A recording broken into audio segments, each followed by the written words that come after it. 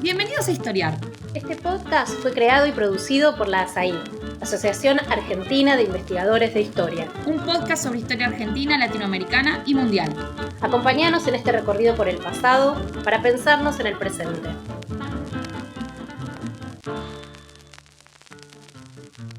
Hola, les damos la bienvenida a un nuevo episodio de Historiar, el podcast de la Asociación Argentina de Investigadores en Historia. Soy Leandro Ligmacher y hoy tendré el placer de conversar sobre un capítulo central de la historia argentina del siglo XX, el peronismo durante el exilio de Perón. Para ello invitamos a dos historiadores con una importante trayectoria en el estudio sobre el período. Julio César Melón es profesor titular de las universidades de Mar del Plata y del centro de la provincia de Buenos Aires, y Alejandro Catarusa es profesor titular en la Universidad de Buenos Aires e investigador del CONICET en el Instituto Ravignani.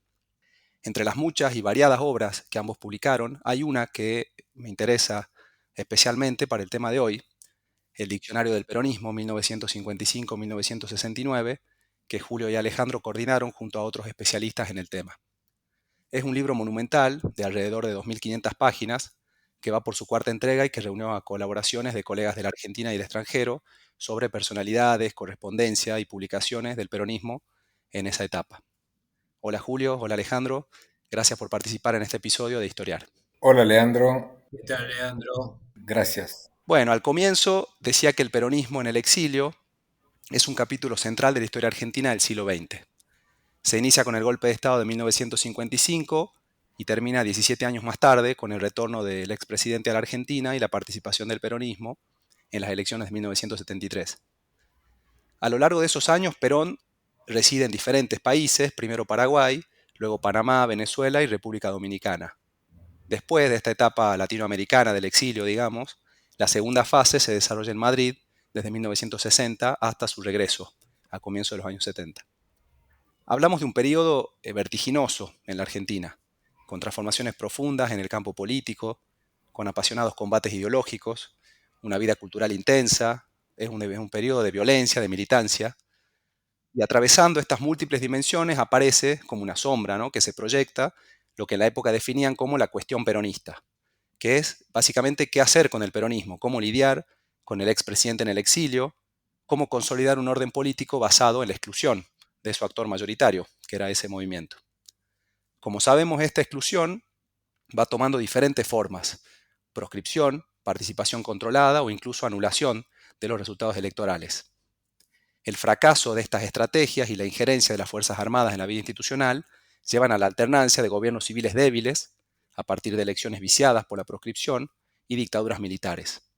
Estamos a 50 años de las elecciones de 1973 y creo que volver sobre estos temas nos permite ofrecer a quienes nos escuchan, a quienes escuchan este podcast, los avances en los estudios sobre el peronismo en el exilio y también que puedan conocer qué preguntas se hacen hoy quienes estudian sobre este tema. Así que voy a empezar por el principio, si les parece, por lo que Julio denominó en un conocido libro sobre el tema como el peronismo después del peronismo. Hablo de la etapa que abarca desde el golpe del 55 hasta la llegada de Arturo Frondizi al poder en el año 58. Me gustaría charlar sobre cómo impacta en el peronismo el desplazamiento del gobierno, después de una década, ¿no?, de haber estado al frente del poder, el tan temido tránsito al llano, ¿no? ¿Cómo impacta en el peronismo ese tránsito al llano? Me gustaría también pensar cómo se mezclan en esta etapa las dimensiones de la resistencia, del sindicalismo y de la política en la trayectoria de un peronismo que enfrenta una realidad hostil y difícil para ese movimiento. Bueno, Leandro, trato de contestar a tu amplia enunciación, muy abarcativa, por cierto, de toda esa complejidad. Vamos a pasar por alto, si te parece, los avatares del golpe del 55, porque son un tema en sí mismo y involucraría, digamos, demasiado tiempo, pero importa señalar que el peronismo llega al momento del golpe, al momento de la caída, en un momento de extrema fortaleza electoral, relativa fortaleza política, en un tramo de enfrentamientos sustantivos con la oposición, en un tránsito de la lógica amigo-enemigo a la lógica adversario político, frustrado, pero que finalmente el golpe se consuma pese a que la relación de fuerzas militares inclusive, en principio no le era desfavorable. De manera que hay una serie de interrogantes incluso de tipo subjetivo con respecto a los liderazgos organizacionales y demás, que los vamos a dejar en suspenso, pero que es significativo que en algún momento se puede volver sobre eso, no necesariamente en esta charla de hoy, sino en cualquier otra instancia. El peronismo cayó cuando muchos suponían que no iba a caer. Había un historiador norteamericano, Whitaker, en visita al país en ese momento, escribió una crónica y un poco ni la observación de este historiador, ni los reportes diplomáticos, ni los servicios de inteligencia peronistas eh, permitían suponer un desenlace de esta índole. Pero bueno, se pasó del poder al llano y el peronismo era un movimiento, un partido, un gobierno acostumbrado a gobernar desde mucho tiempo atrás, digamos, un movimiento que había crecido más bien, si bien hay episodios, digamos, relativamente disonantes en los orígenes del peronismo, como el Magno 17 de octubre de 45, y otras instancias absolutamente innovadoras, con la participación masiva de los trabajadores a partir de los sindicatos y demás. El peronismo era un movimiento que desde el gobierno, una vez que gana las elecciones del 46, se vertebra desde el Estado y que pasa a ocupar súbitamente el llano, pero no el llano de la oposición, sino el llano de la proscripción, del sometimiento, de la persecución, de la cárcel, de distintas formas de negación de esa realidad, porque no se sabía, como vos apuntaste al comienzo, qué hacer con el peronismo. Porque también los otros juegan, los antiperonistas juegan, y no todos los antiperonistas son iguales, ni siempre los antiperonistas saben qué hacer.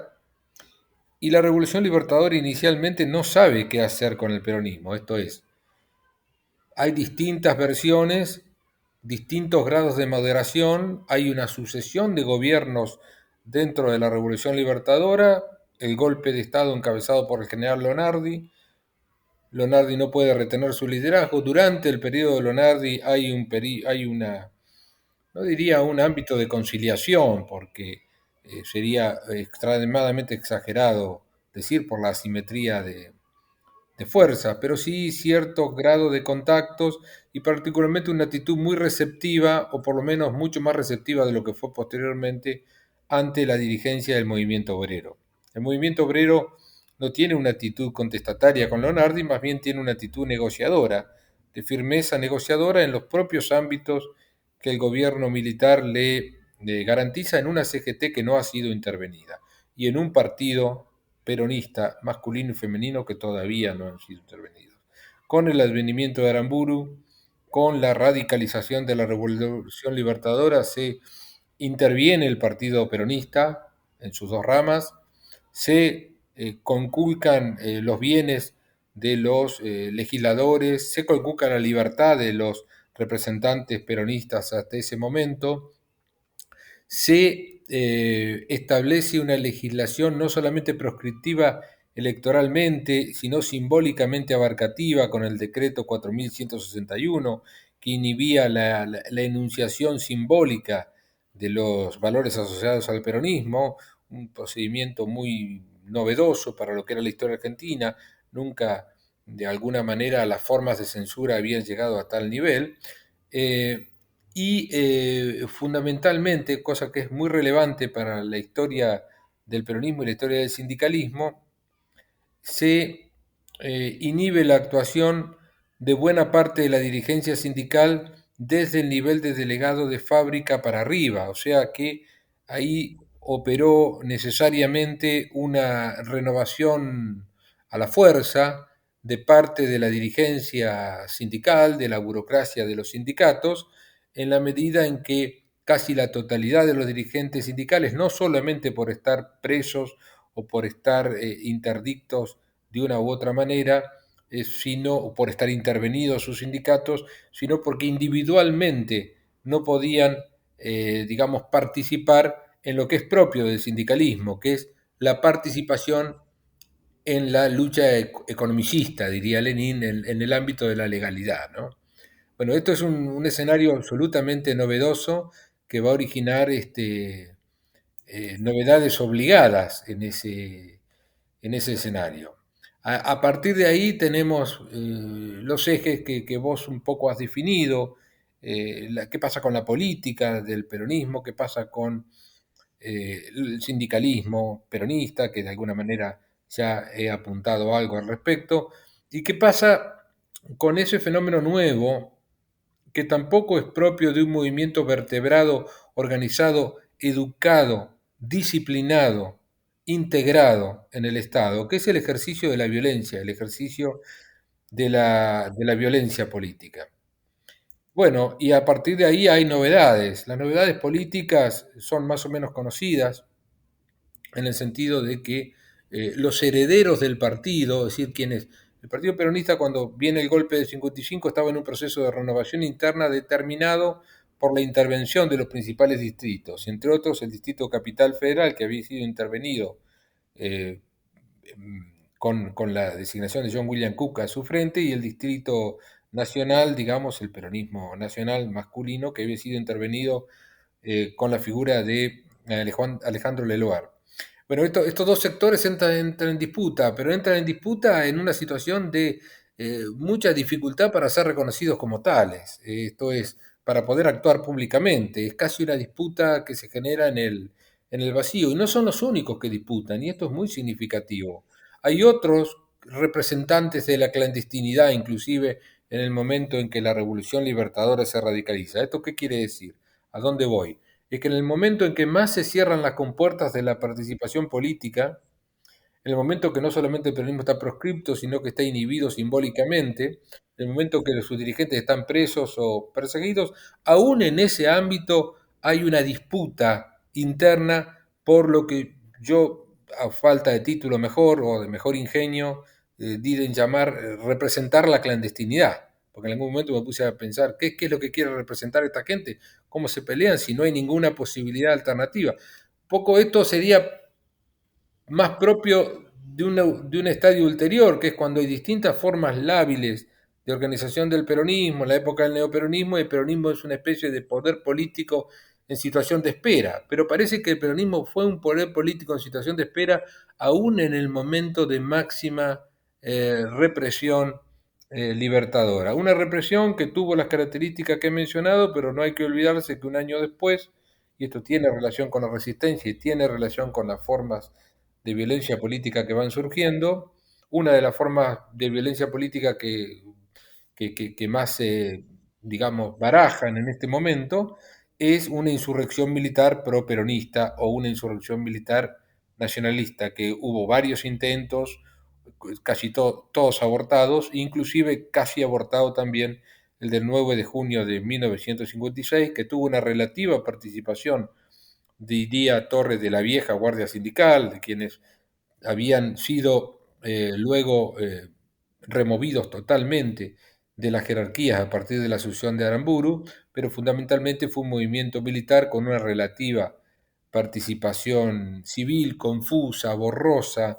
Hay versiones literarias de esto, hay investigaciones también de esto. La versión literaria más consagrada de esto es la de Rodolfo Walsh con Operación Masacre, que habla del fusilamiento de militares y civiles en los basurales de José León Suárez, los civiles, y en la penitenciaría de Las Heras, los militares, empezando por el cabecilla fundamentalmente el cabecilla de la insurrección, el general Juan José Valle. Digamos, se volvió a fusilar en la Argentina. No es poco, es mucho. No solo es mucho simbólicamente, sino que es mucho moralmente y también es mucho políticamente. De manera que las formas de resistencia que se pueden dar frente a un Estado, digamos, determinado, empíricamente probado por lo que acabo de decir, la pena capital, es más bien poco. Sin embargo, apenas cae el peronismo,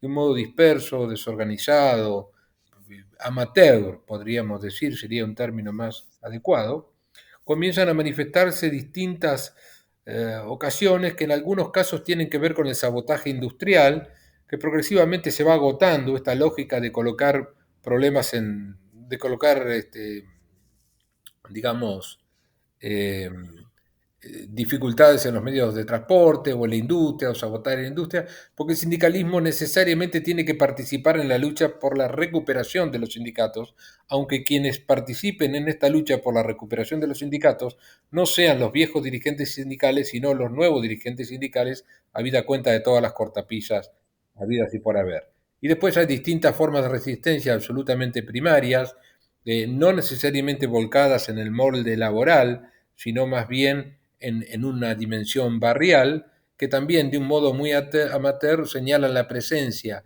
físicamente contestataria y simbólicamente relevante, pero de ninguna manera amenazante para el poder político, aunque sí suficientemente generalizada como para ocupar un centimetraje importante en los periódicos, de colocación de primitivos explosivos a lo largo de todo el país y generalmente asociado a festividades no solamente peronistas, sino a festividades nacionales. En esto, bueno, se discute mucho quiénes tuvieron que ver.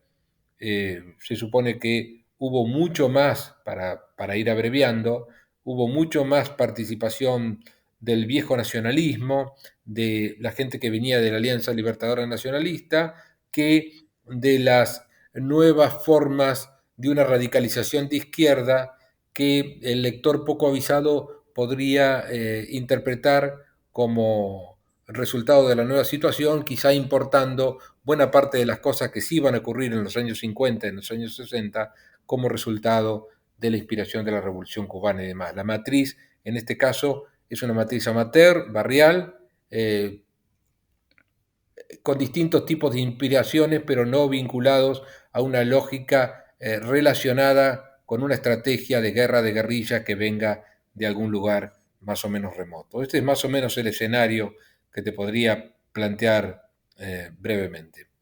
Muy bien, en paralelo a los desafíos que el derrocamiento plantea al peronismo en el campo político, creo que para entender esta etapa es clave recuperar también las dimensiones culturales e ideológicas, ¿no?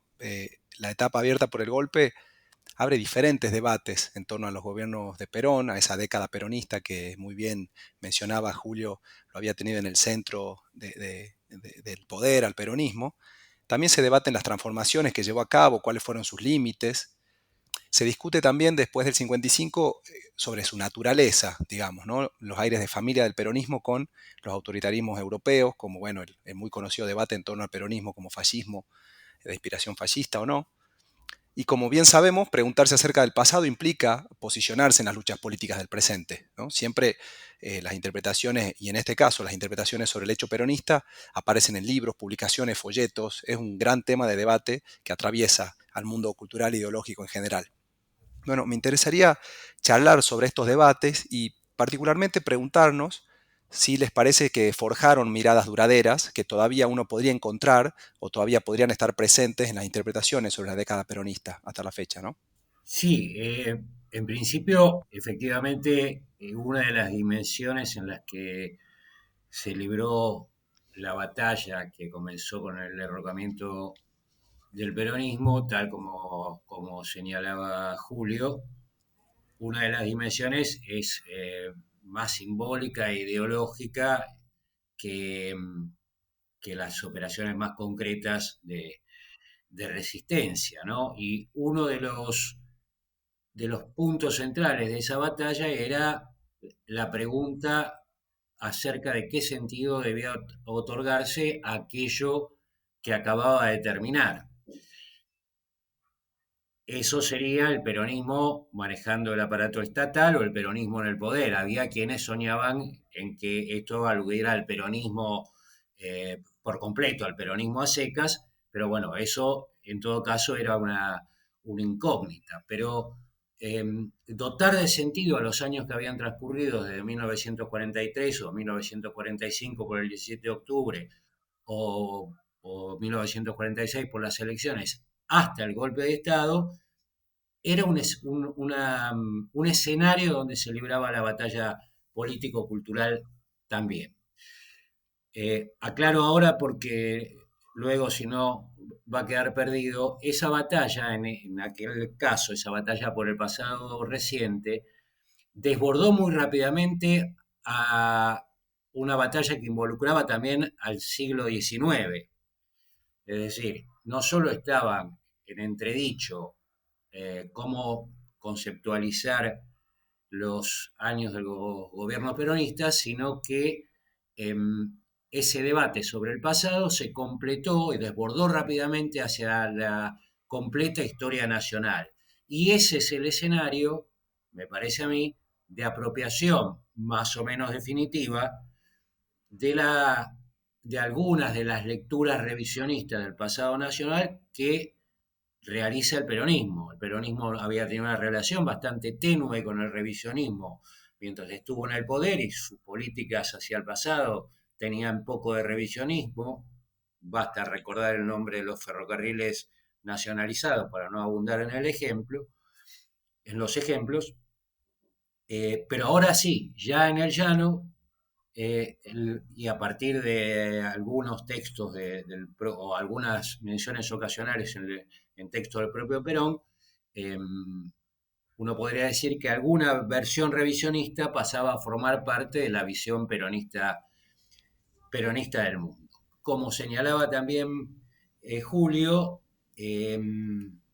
esa batalla se libró en el mismo tipo de productos culturales muy diversos en los que se libraron el resto de las batallas. En la prensa de la Resistencia solían aparecer alusiones fuertes, ¿no?, a cómo debía interpretarse esa experiencia, libros que empezaron a salir tempranamente, pero además a circular masivamente a partir del levantamiento del estado de sitio, libros que hablaban de la historia argentina, la década del 30 en particular, el propio peronismo, libros del propio Perón, pero también más humildes volantes o cadenas de la resistencia copiadas a mano, con declaraciones de Perón copiadas a mano.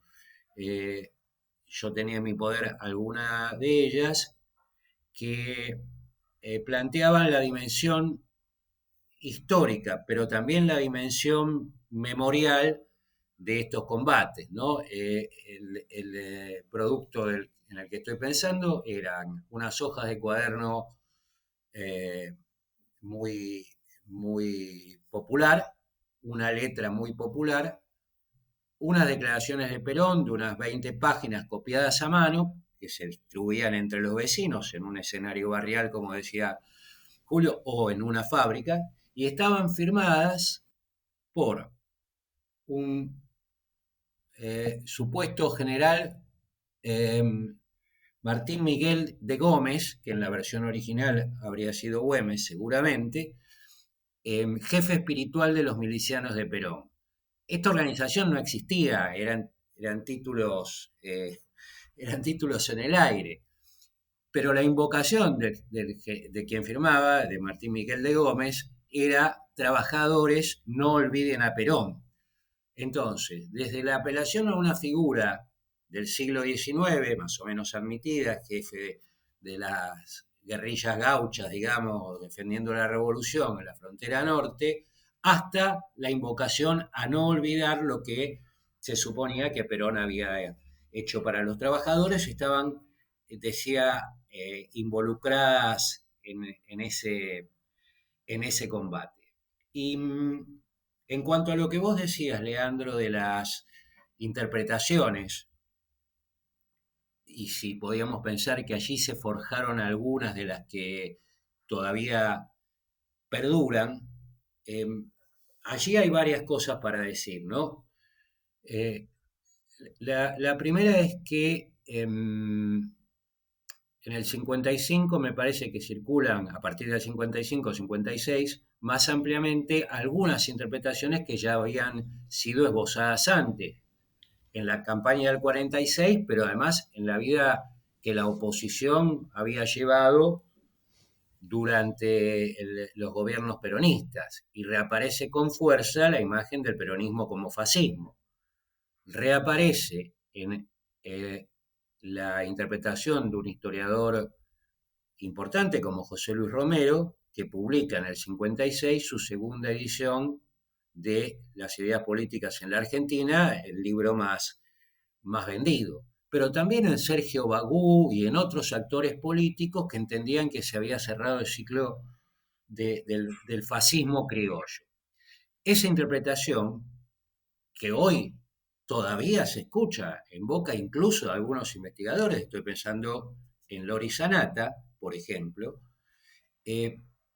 Pareció ser desmentida rápidamente por algunos hechos políticos, salvo que por fascismo se entendiera una cosa bastante alejada del modelo original. Por modelo original digo el italiano, porque desprovisto del aparato estatal, del manejo del aparato estatal, el peronismo continuaba ganando elecciones incluso con el voto en blanco, que es un fenómeno muy curioso en un sistema electoral de masa, ¿no? Amén del apoyo obrero que era también visible en los primeros tiempos posteriores al derrocamiento. Quizás la otra interpretación forjada en esta época por la oposición que tuvo una larga trayectoria fue la germaniana.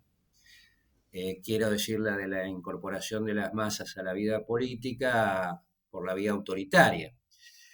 La de Germani, incluso cuando Germani se utiliza la caracterización de fascismo para el peronismo, en aquella caracterización, y eso suele olvidarse, hay una llamada pie en el texto de Germani, donde Germani advierte que para un observador europeo que comparara con el modelo original, sería llamativo ver los apoyos sociales del peronismo, dado que en el fascismo original se trataba de la clase media movilizada contra la clase obrera y aquí de la clase obrera.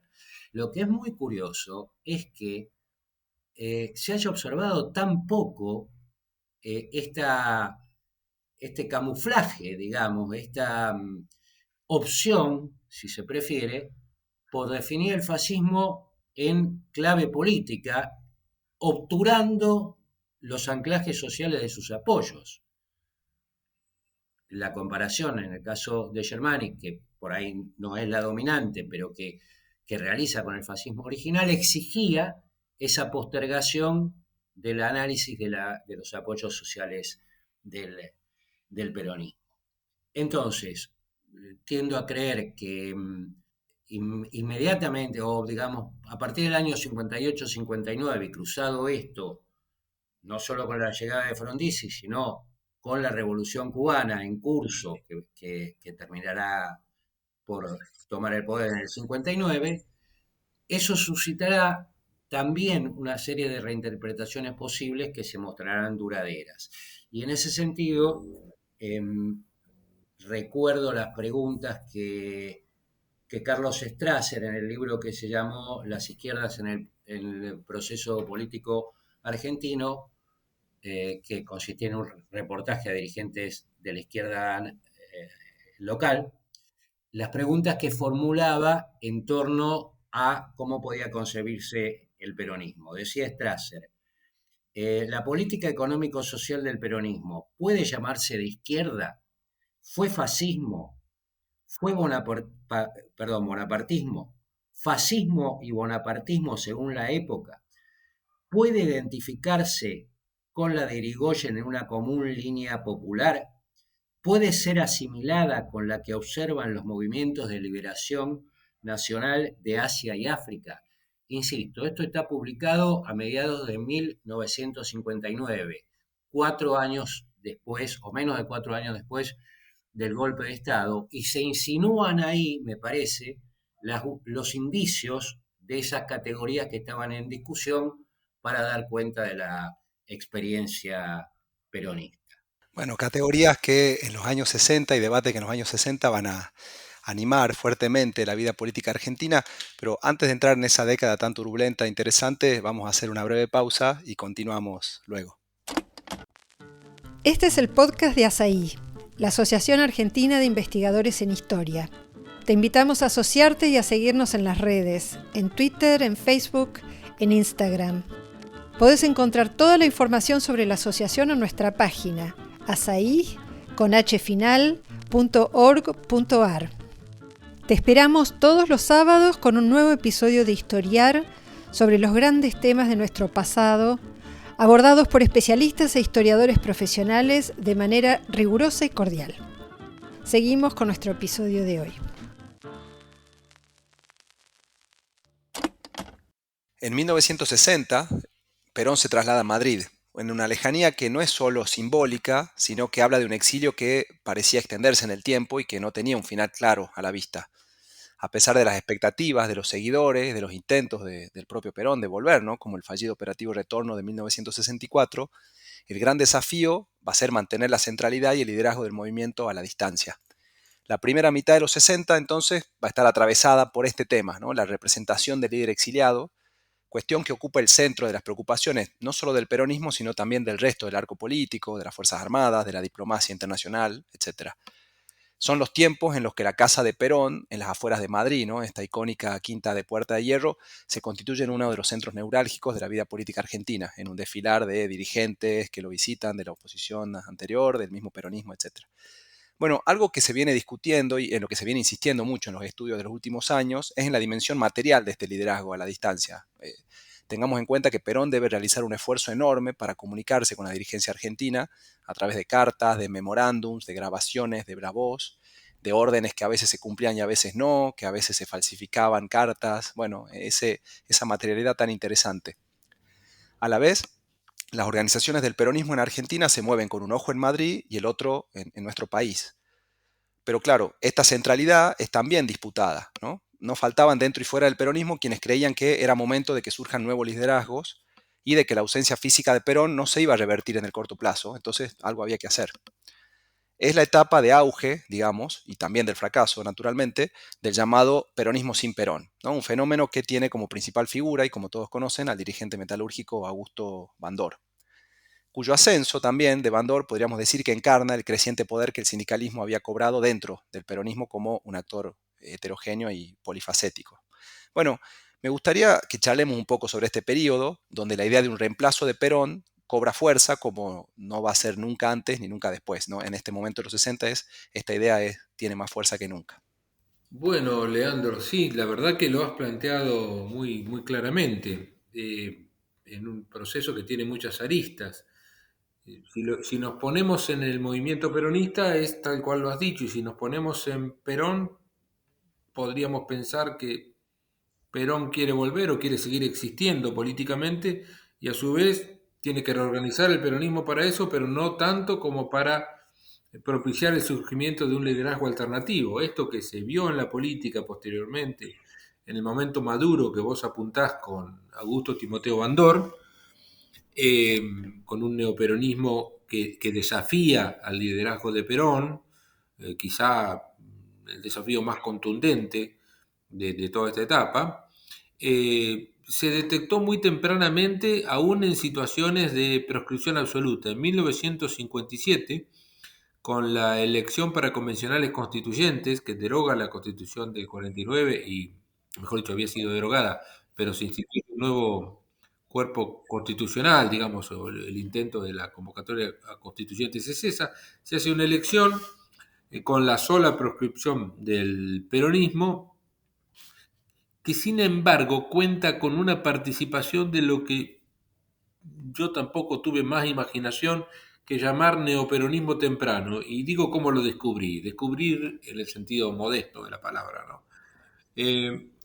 Empecé a ver resultados electorales en todo el país, a peinar el país, y allí donde había un resultado raro, esto es, donde el voto blanco era muy grande, o donde triunfaba una fuerza política que yo desconocía, o donde había una variación electoral muy sustantiva con relación a las elecciones previas, de las elecciones posteriores a esta de 1957, puse la lupa un poquito y a ver quiénes eran esos personajes. Y hubo 2 o 3 provincias en las cuales, en un ámbito muy acotado regionalmente, algunos dirigentes, en San Juan, en Santiago del Estero, en Tucumán mismo, lograron articular algunas presencias políticas muy minoritarias, pero indicativas de que había un grupo de dirigentes ahí moviéndose con una serie de nombres raros. El Partido de la Justicia Social. ¿Qué es esto del Partido de la Justicia Social? Y vas ahí y te encontrarás que hay un ex legislador peronista. El Partido Blanco. ¿Qué es esto? Bueno, ahí te vas a encontrar un nacionalista como Alejandro Olmos, el Partido Laborista Agrario, el Partido Laborista Federal en el norte del país, que eran desprendimientos o ecos tardíos del viejo laborismo que había sido subsumido luego de la unificación en el Partido Peronista durante 10 años atrás, y nuevos actores que se van a organizar en las elecciones posteriores, no tanto en la de 1960, pero sí particularmente en 1962. En 1957 también intentó ser organizado un partido con un dirigente peronista de fuste, como había sido Juan Atilio Bramuglia, y que es quien organiza el partido La Unión Popular, que posiblemente sea el peronismo de alcance nacional, el neoperonismo de alcance nacional más exitoso. En la situación de proscripción del peronismo y en la situación de continua reorganización prohijada por Perón con distintos institutos que genera de su puño y letra para generar comisiones organizadoras de un partido peronista que para 1959 en trámite de organización pasa a denominarse por primera vez legalmente Partido Justicialista. Luego no prospera eso porque se reiteran los cánones inhibitorios de la organización, proscriptivos. En ese contexto surgen distintos dirigentes alrededor de Bramuglia que van organizando una fuerza de pretensión nacional y con representación en varias provincias. Este fue el Partido de la Unión Popular, que no terminó siendo el partido neoperonista más exitoso, pero que fue el sello con el cual el peronismo interviene en las elecciones de 1962, estando proscrito el Partido Justicialista y el Partido Peronista, obviamente, ni siquiera presentado.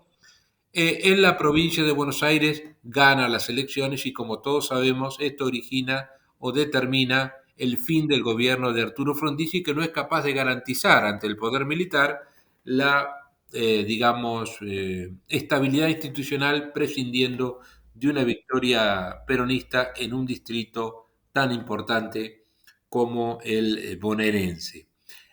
Pero no, este partido, Unión Popular, que después va a seguir existiendo y que existe hasta el día de hoy, tiene personalidad jurídica y se sigue loteando, digamos, trato de no ser despectivo, digamos, en cada instancia electoral, el candidato que no tiene partido suele comprar, entre comillas, es todo lo incorrecto que voy a decir, un sello partidario. De alguna manera es lo que ofrece Bramuglia al peronismo con anuencia de Perón en el 62 para poder participar de las elecciones del 62, elecciones que son muy exitosas y donde la organización sindical es un bastión importante para organizar esa concurrencia electoral.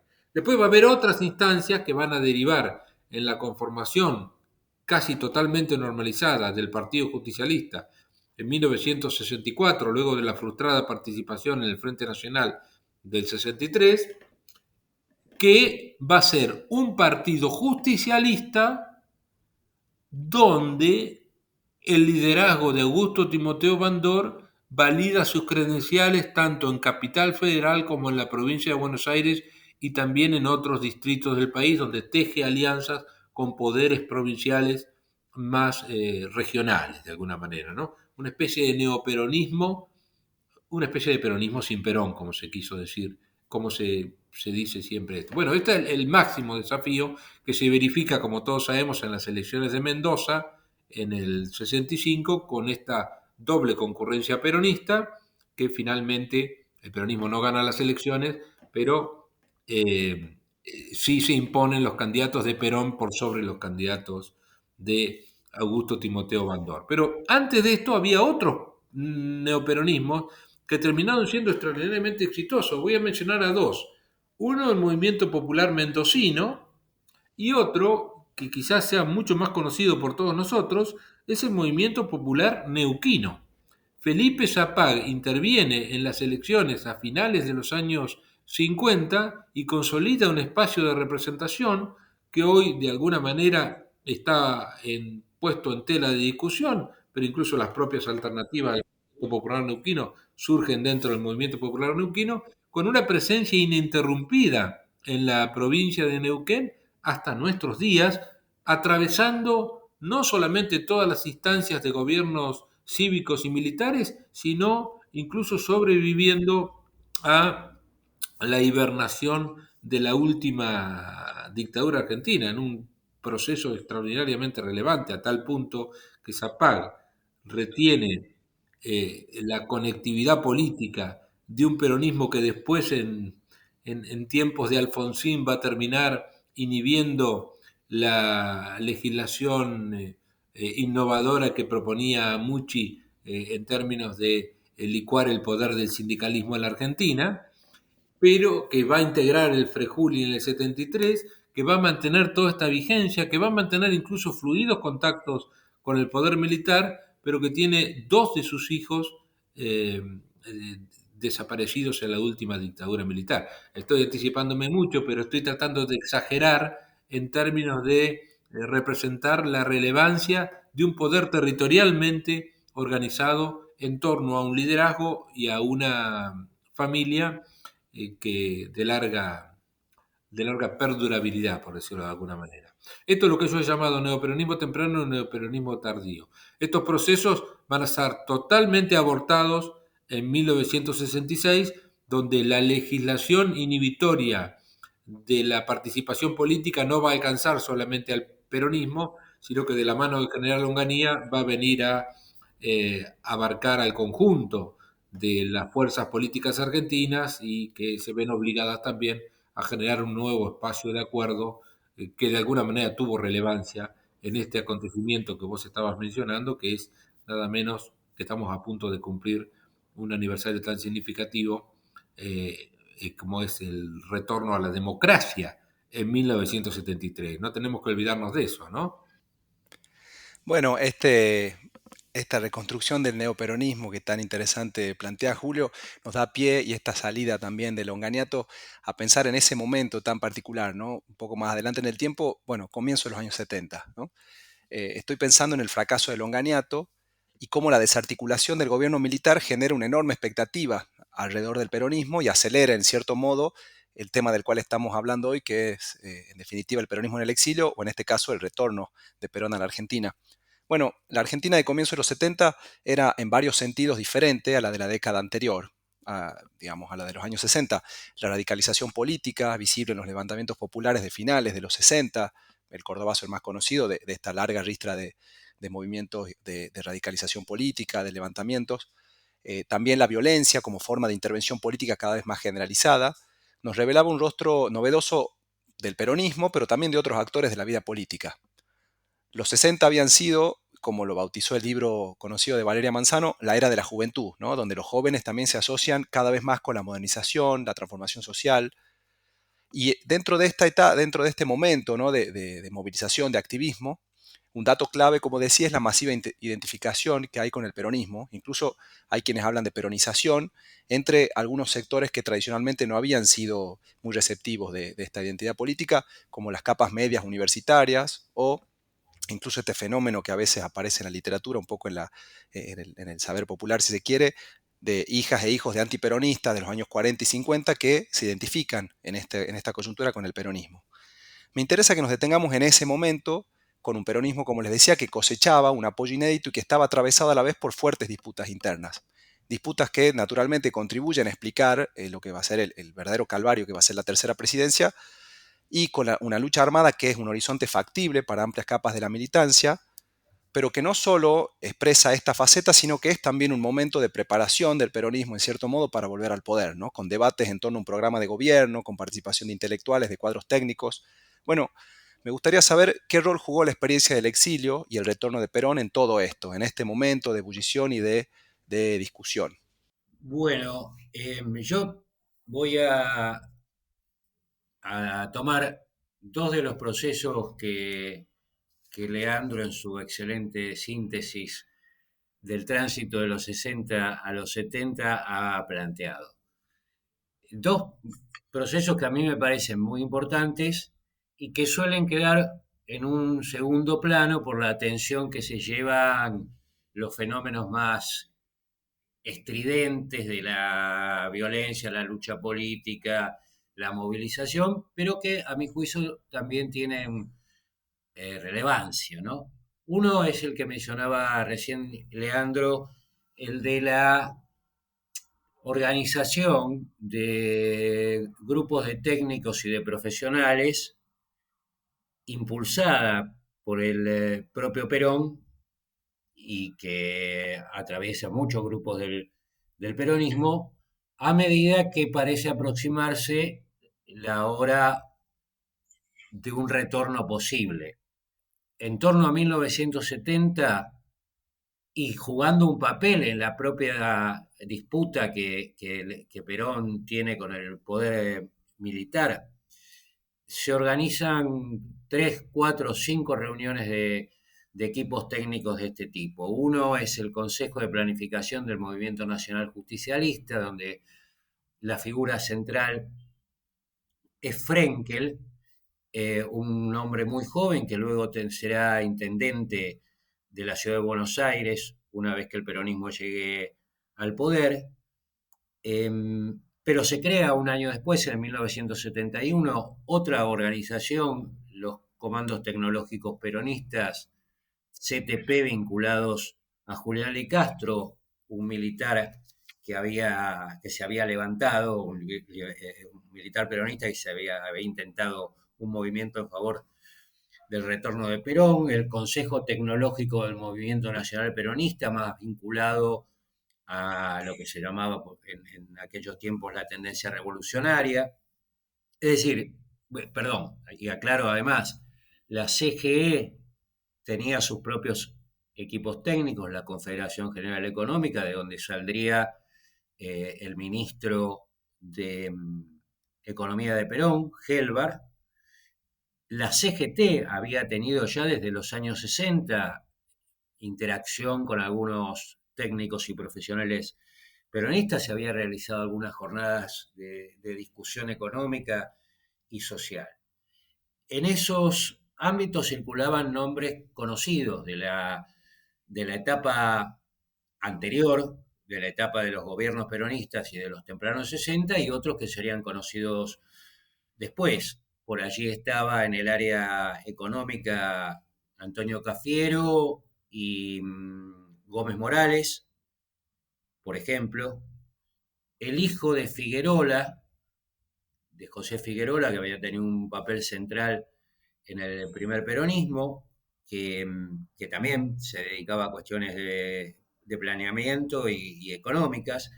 En el área de las relaciones exteriores estaban Puig, que luego sería el ministro, Juan Archibaldo Lanús y Héctor Flores, por ejemplo.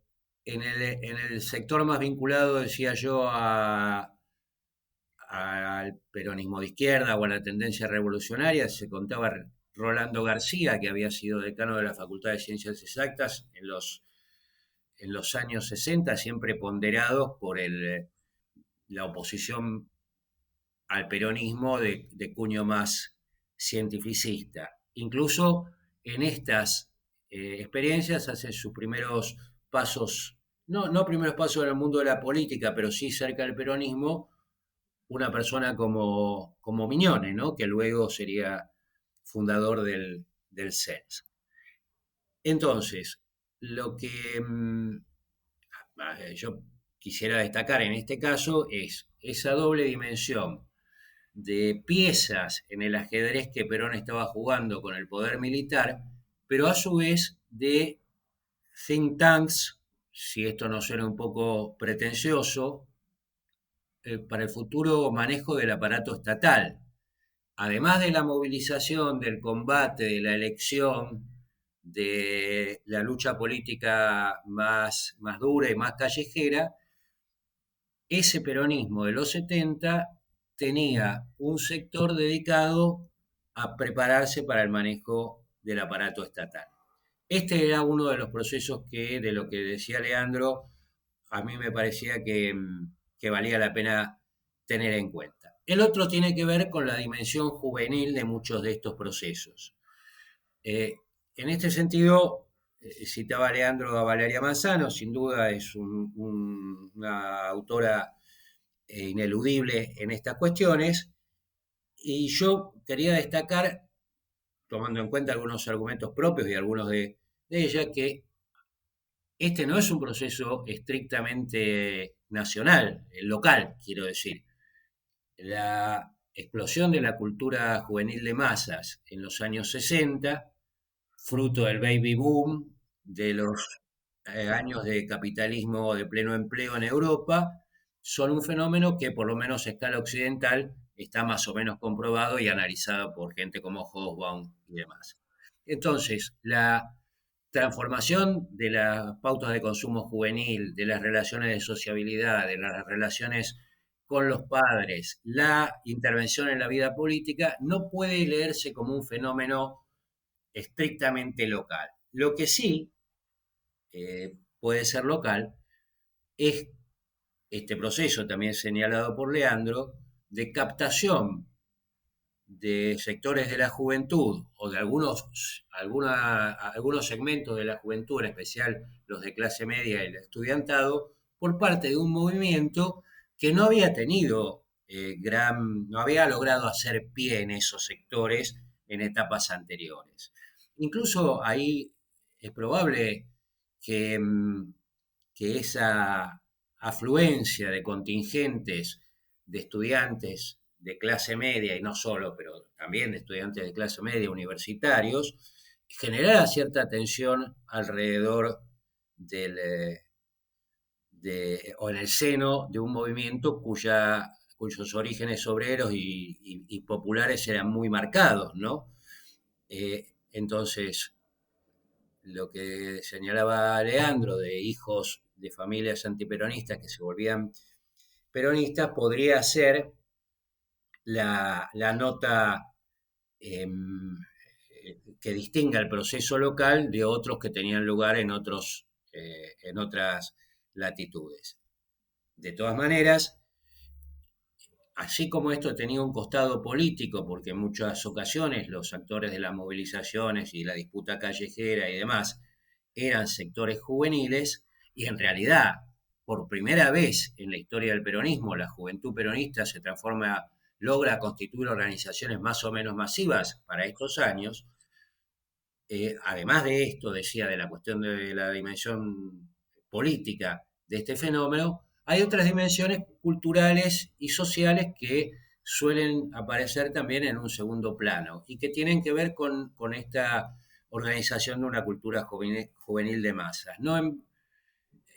Decía, eso puede afectar a las relaciones entre géneros, con la autoridad paternal dentro de la familia y las pautas de consumo culturales predominantes en los jóvenes. Pero no me parece un dato menor que a principios de los 70, en varios actos políticos importantes del peronismo, actuaran algunas bandas de rock. Esto ocurrió en festivales como, si no me equivoco, el de la cancha de Argentinos Juniors y en algunos otros. Al mismo tiempo, la dimensión política que asumían algunas de las letras de las canciones de rock permiten por lo menos plantearse la hipótesis y sostener alguna línea de exploración acerca de la relación que podía existir entre estas actividades a primera vista tan alejadas, ¿no? La canción o la música de rock o las nuevas modas musicales y la participación política ampliada de sectores juveniles. Desde ya, convendría no exagerar en los núcleos militantes políticos más formales y más asentados, esta otra vocación contracultural que el rock podría expresar estaba más moderada, más morigerada, sencillamente por el tipo de objetivo que se planteaban unos y otros. Bueno, Julio César, Alejandro, les agradecemos mucho su participación en este episodio. Ha sido realmente un placer escucharlos. Gracias. Agradecemos también a nuestros oyentes y esperamos encontrarlos la semana próxima con un nuevo episodio de Historiar, el podcast de la Asociación Argentina de Investigadores en Historia.